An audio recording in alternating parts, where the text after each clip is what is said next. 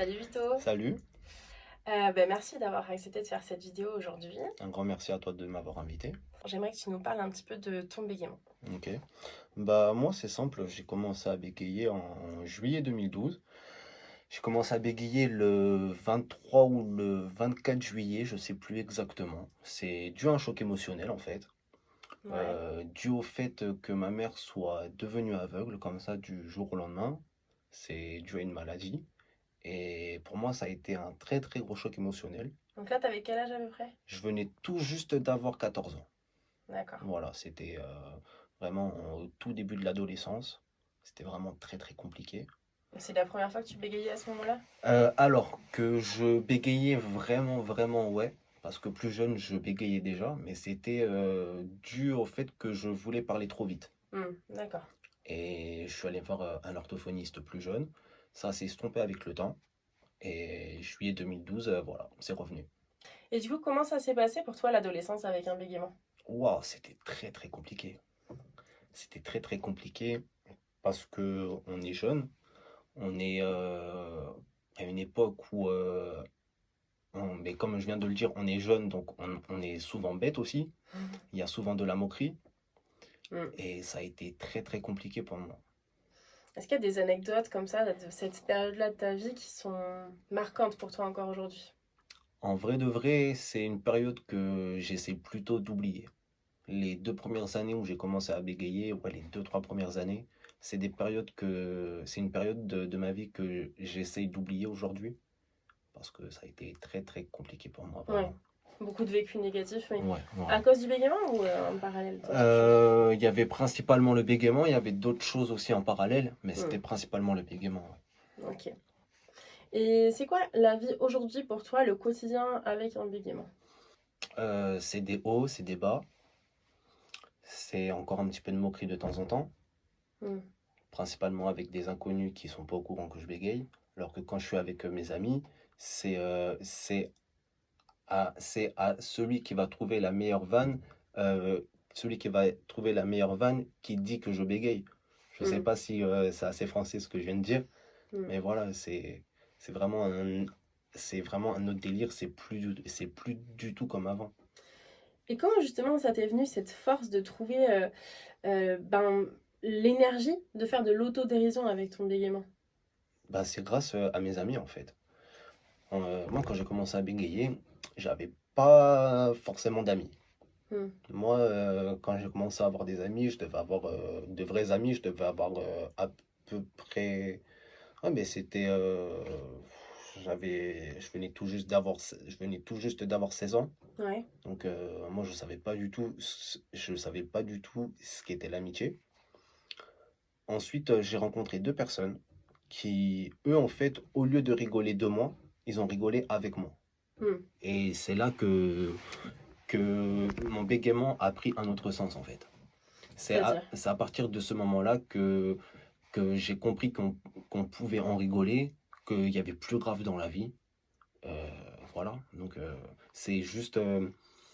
Moi, c'est le truc que j'aime bien dire. Ça fait 10 ans que j'ai un défaut de fabrication. Voilà. Moi j'aime bien voir ça comme un super pouvoir, tu vois. Ouais. Je trouve que c'est un peu ton super pouvoir. Un super pouvoir, ouais, aussi un petit peu, mais non, moi je le vois plus comme un petit défaut de fabrication. Hmm. Si là, demain, il n'y avait plus de bégaiement, ce qui est donc neurologiquement pas possible, hein, le Mhm. bégaiement il reste, mais qu'est-ce que ça changerait dans ta vie? Plein de choses, je pense. Ouais. Je pense plein de choses. Parce que j'ai grandi avec ça. Maintenant, ça fait plus de 10 ans que je l'ai. J'ai appris à vivre avec. Et là, de ne plus bégayer comme ça du jour au lendemain, je pense que ça me ferait bizarre au début. Mhm. Mais, mais au final, ça ne sera pas vraiment moi. Parce que moi, tous mes amis, ils m'ont tous connu avec le fait que je bégaye. Donc si du jour au lendemain, je ne bégaye plus, Hmm. ça serait bizarre. Et est-ce que tu dirais aujourd'hui que ton bégaiement, tu l'as accepté? Moi, je pense que je l'ai un petit peu accepté. Enfin, un petit peu, je l'ai énormément accepté. Mais d'un autre côté, je l'ai toujours pas accepté. C'est-à-dire? Je l'ai accepté quand... Enfin, je l'accepte dans la vie de tous les jours, quand je suis avec mes amis. Mais quand un inconnu me fait une réflexion ou se moque de mon bégaiement, là, je vais avoir honte de mon bégaiement. Hmm. Je ne sais pas du tout pourquoi. Mais voilà, ça, c'est un truc qui a toujours été comme ça. Hmm.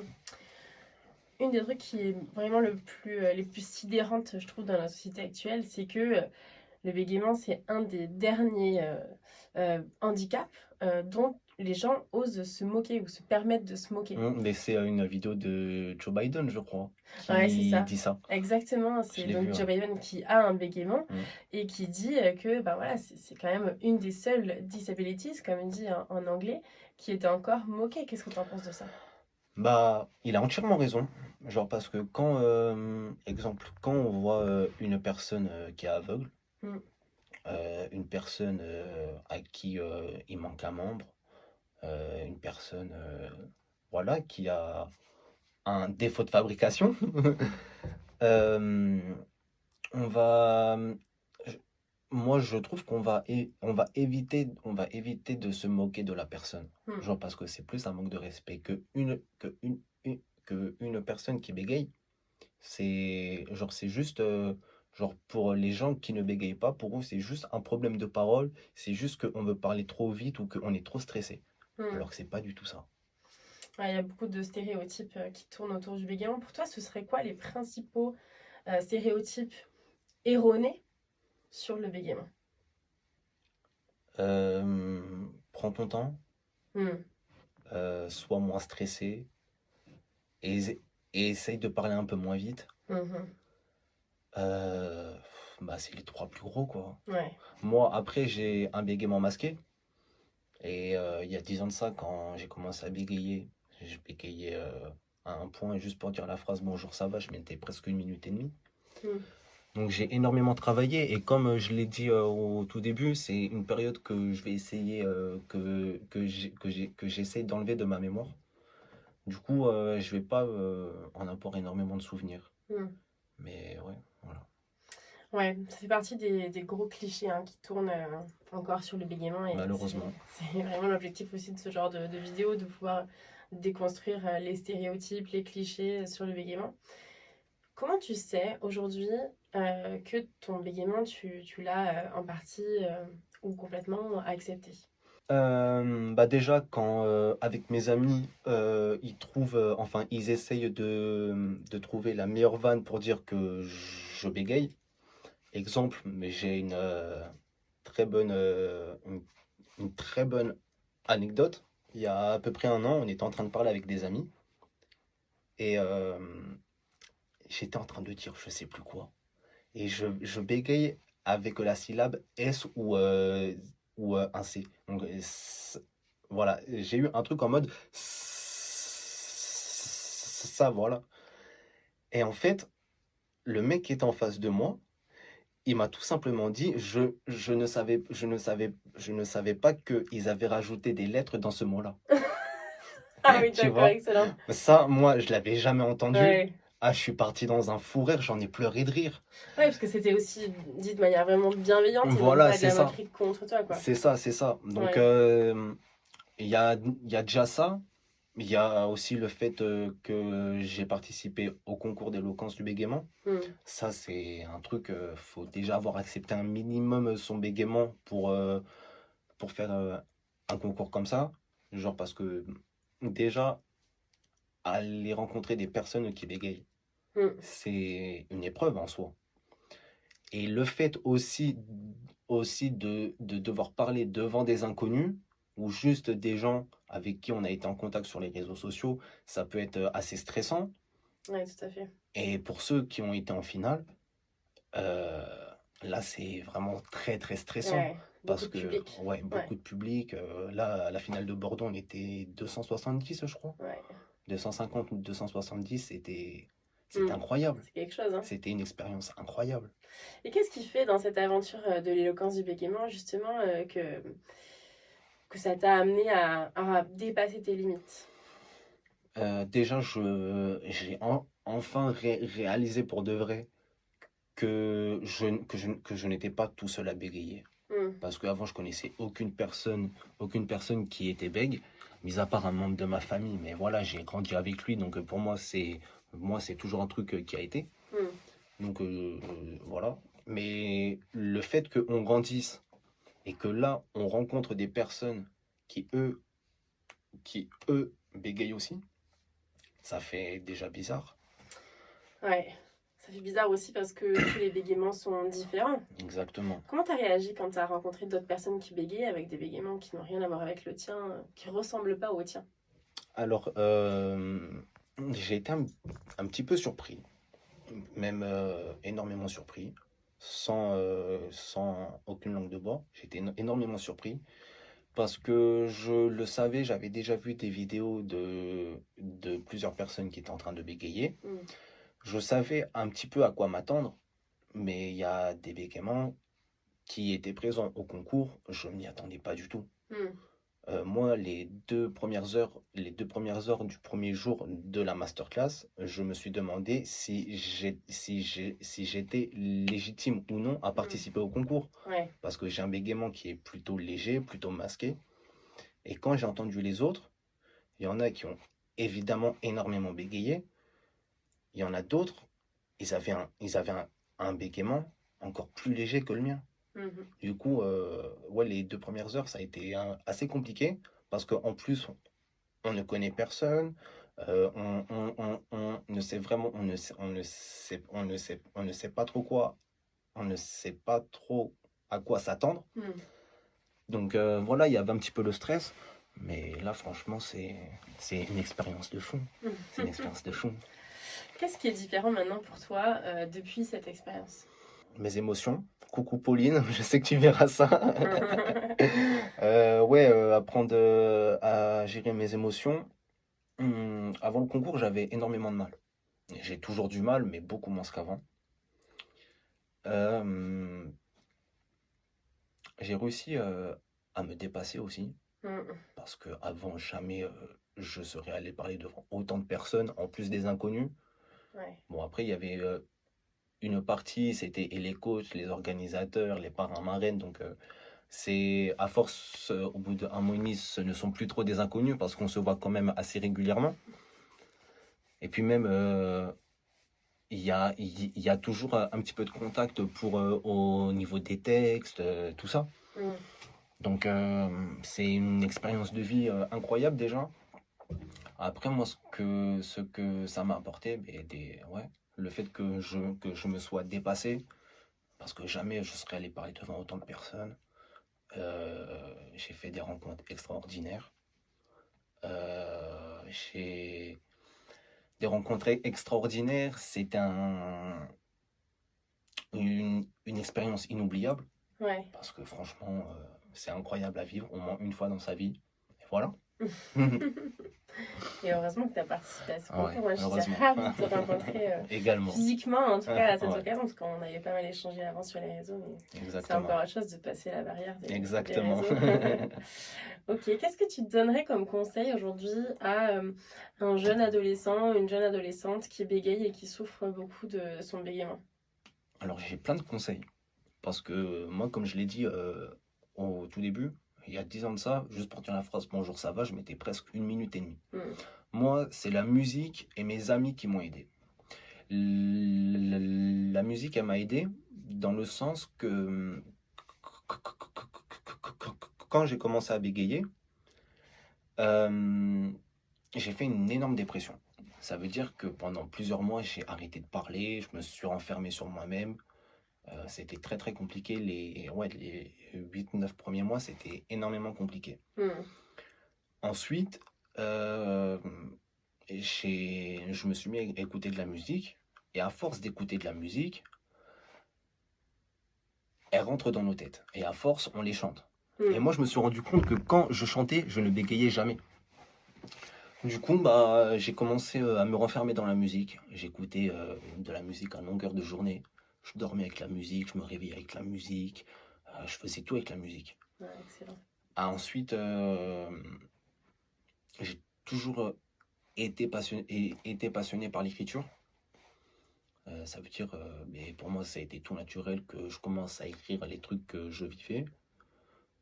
Ça, c'est un conseil que tu donnerais du coup Ouais, aussi, de s'exprimer par écrit ouais, ou par d'autres moyens en tout cas. voilà, c'est ça. Je pense déjà, dans un premier temps, apprendre à fond la musique. Apprendre, quand je dis apprendre à fond la musique, exemple, moi j'avais une musique à l'époque, elle est encore disponible, c'est Islam C, Islam 16.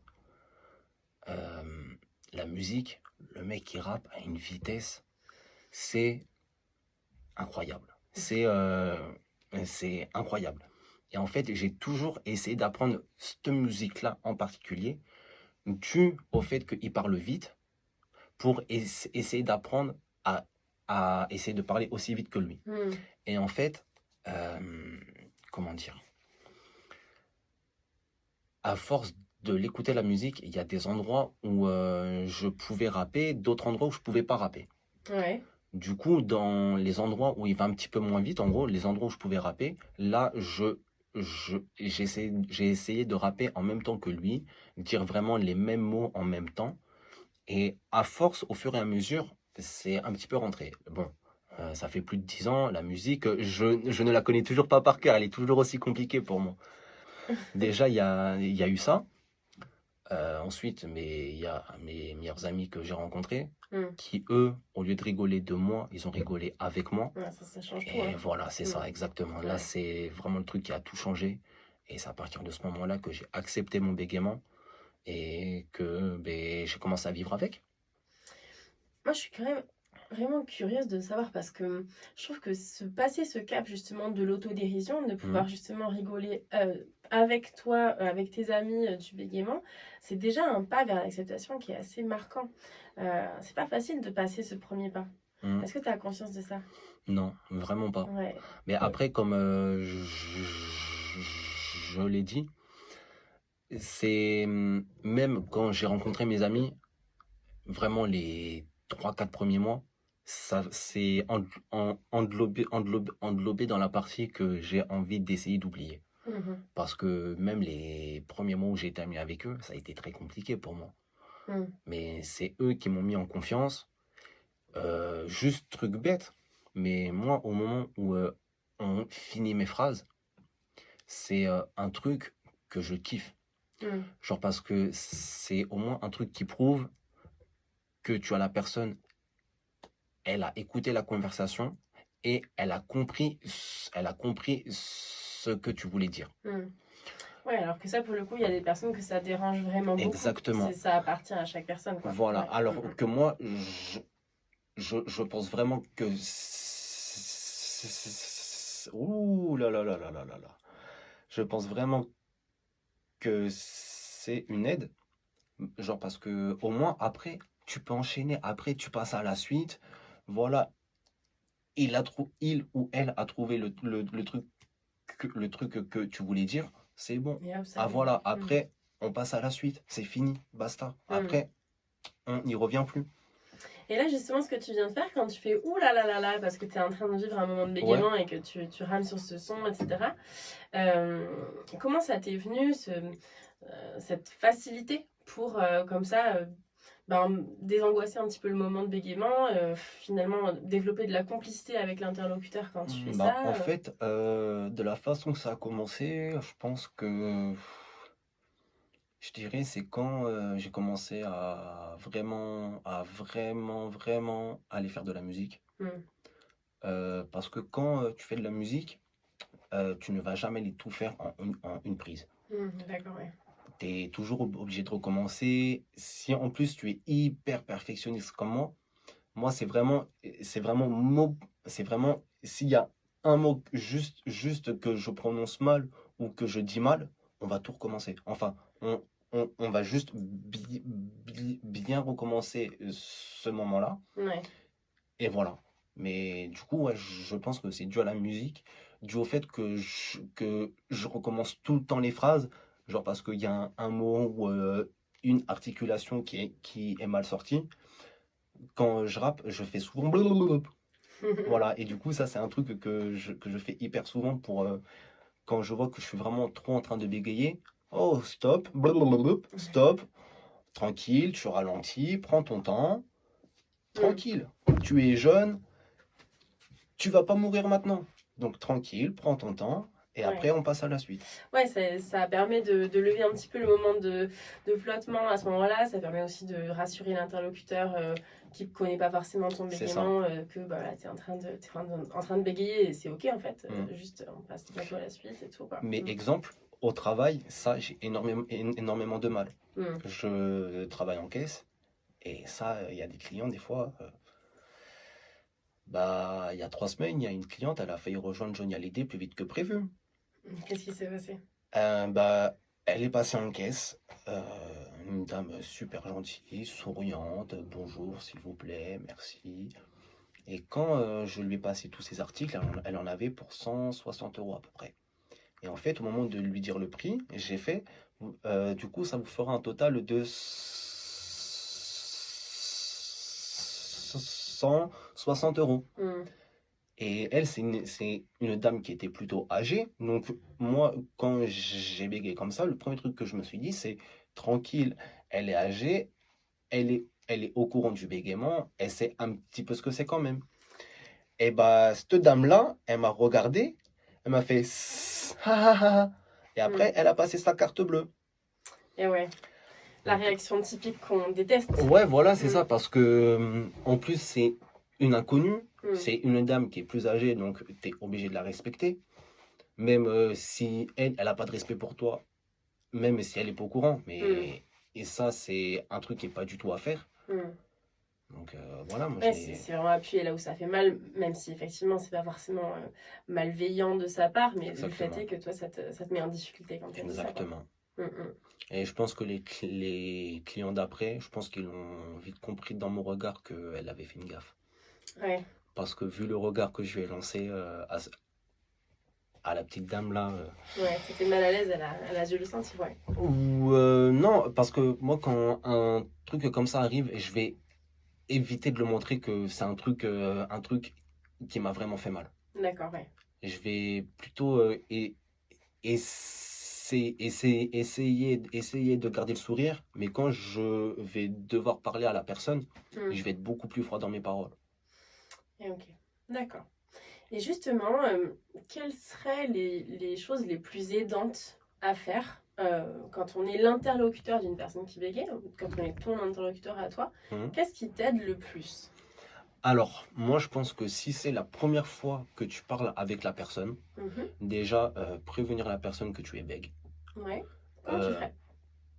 Bah, voilà, moi, c'est là quand je suis allé faire mon entretien d'embauche dans l'entreprise où je travaille. À la fin de l'entretien, je lui ai dit, voilà, moi, je sais pas si vous avez remarqué ou non, je suis bègue. Donc le plus souvent, ils remarquent pas parce que mon bégaiement est plutôt léger. Et juste au moment où ils vont dire ça et que je vais reprendre la parole, le plus souvent, il va y avoir un petit moment où je vais être en train de bégayer. Mm. Et là, ils se rendent compte que effectivement, j'ai un petit bégaiement. Mais sinon, voilà, moi, je le dis clairement. Je ne sais pas si vous avez remarqué ou non, mais voilà, j'ai un bégaiement. Mm. Je l'ai accepté, mais après, il y a des limites à ne pas franchir. Si c'est un inconnu qui vient, qui me fait une réflexion, je pense, mais que voilà.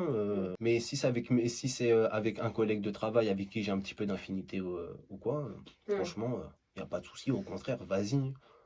Ok. Et qu'est-ce qu'il y aurait d'autre comme ça que l'interlocuteur pourrait faire qui aiderait pour Euh, toi? mais comme là, c'est exactement ce que j'étais en train de dire. Quand c'est la première fois que tu parles avec la personne, le plus souvent, tu as la personne en face de toi, Mm. elle va demander si tu veux qu'on finisse tes phrases ou non. Mm. Donc ça, après, tu lui réponds si tu en as envie ou non. Mais moi, je pense que c'est toujours un plus de dire oui, au moins si tu vois, la personne, elle est vraiment à l'écoute, elle est vraiment prise dans le sujet, au moins, elle va trouver le mot que tu veux dire.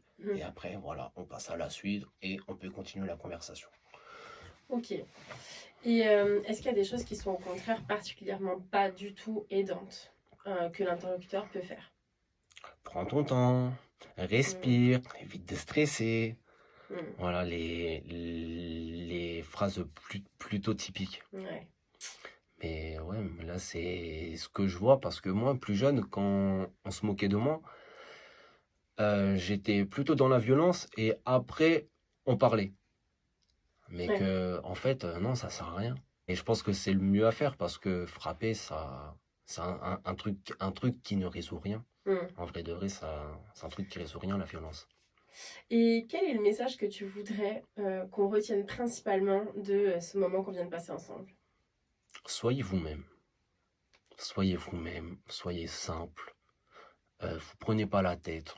Ok, on bégaye, mais on s'en fout. Voilà. C'est si moi, tous mes amis, ils me le disent clairement que c'est mon bégaiement qui me rend unique. Moi, je trouve pas. Moi, je dirais plutôt que c'est parce qu'on est plusieurs dans ma tête. Mais eux, ils disent que c'est mon bégaiement qui me rend unique et que si je ne bégayerais pas, je ne serais pas la même personne. Et c'est vrai que si je bégayerais pas, je pense que je ne serais pas en face de toi en train de te parler actuellement. Moi, je suis assez d'accord avec ce côté.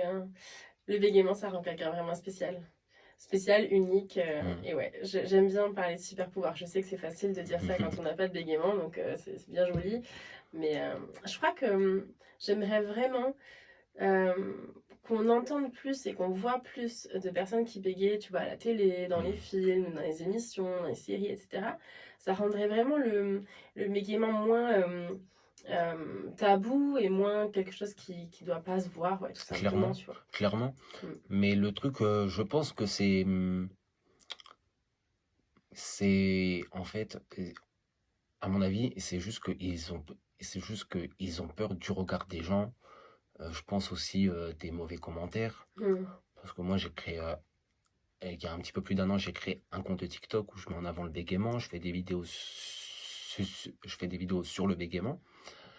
Et une de mes premières vidéos qui a vraiment fonctionné, je crois qu'on est là, on doit être à plus de 3-4 000 commentaires. Sur les 3-4 000 commentaires, il y en a où ils rigolent énormément. Il y en a, voilà, c'est limite, quoi. Ouais, il y a de la maturité à développer sur tous ces sujets-là, quand Ouais, même, hein. voilà. Puis même quand... moi, il y a aussi un truc que je voudrais qu'on arrête, s'il vous plaît. S'il vous plaît, venez, on arrête ça. Au moment où on a du mal à dire un mot, le premier truc qu'on va dire, c'est « Ah, il a bégayé !» Non, c'est pas ça, bégayer. Ouais. C'est pas ça, bégayer. Donc, s'il vous plaît, arrêtez avec cette phrase. Parce que ça, pour les personnes qui bégayent vraiment, c'est très compliqué. Ouais, c'est un mot qu'on va employer à tout va, alors qu'en fait, ça.